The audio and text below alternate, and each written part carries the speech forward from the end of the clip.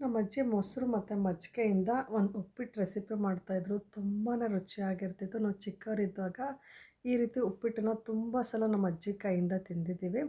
ಅದನ್ನು ನೆನಪಾಗಿ ಇವತ್ತು ಮೊಸರು ಅಥವಾ ಮಜ್ಜಿಗೆಯಿಂದ ಉಪ್ಪಿಟ್ಟನ್ನು ಮಾಡಿದ್ದೆ. ತುಂಬ ರುಚಿಯಾಗಿತ್ತು.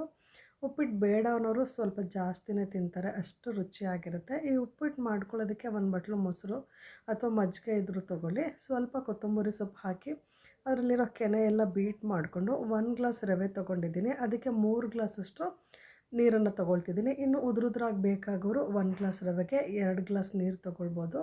ಈ ರೀತಿ ಮಜ್ಜಿಗೆನ ರೆಡಿ ಮಾಡಿ ಇಟ್ಕೊಂಡು ಪ್ಯಾನಲ್ಲಿ ಸ್ವಲ್ಪ ಎಣ್ಣೆ ಬಿಸಿ ಮಾಡಿಕೊಂಡು ಉದ್ದಿನಬೇಳೆ, ಕಡಲೆಬೇಳೆ, ಸಾಸಿವೆ, ಜೀರಿಗೆ, ಕರಿಬೇವಿನ ಸೊಪ್ಪು, ಸ್ವಲ್ಪ ಹಸಿಮೆಣಸಿನ್ಕಾಯಿನ ಹಾಕಿ ಚೆನ್ನಾಗಿ ಫಸ್ಟು ಹಸಿಮೆಣಸಿನ್ಕಾಯಿ ಚೆನ್ನಾಗಿ ರೋಸ್ಟ್ ಆಗಬೇಕು.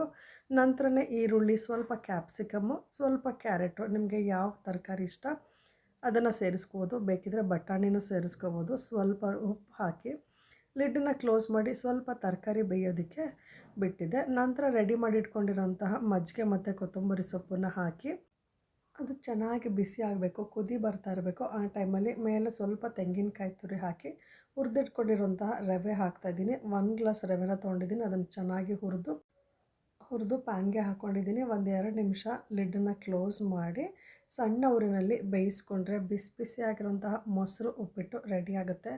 ಒಂದು ಸಲ ಟ್ರೈ ಮಾಡಿ ನೋಡಿ, ತುಂಬಾ ಚೆನ್ನಾಗಿರುತ್ತೆ. ವಿಡಿಯೋ ಇಷ್ಟ ಆದರೆ ಲೈಕ್ ಮಾಡಿ, ಶೇರ್ ಮಾಡಿ.